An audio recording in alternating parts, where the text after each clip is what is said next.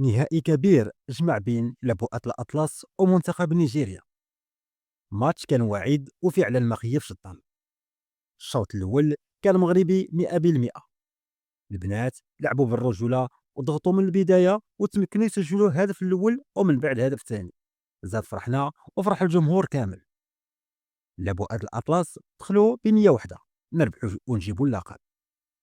لكن في الشوط الثاني الامور تبدلات. منتخب نيجيريا خرج من الشوط بتكتيك جديد وضغط عالي، سجل الهدف الاول ومن بعد الثاني وبسرعه، وهدف الثالث كان بحال صدمه في قلوب المغاربه. رغم المحاولات ديال لبؤات الاطلس للرجوع للنتيجه، وقفات على 3-2 لصالح نيجيريا.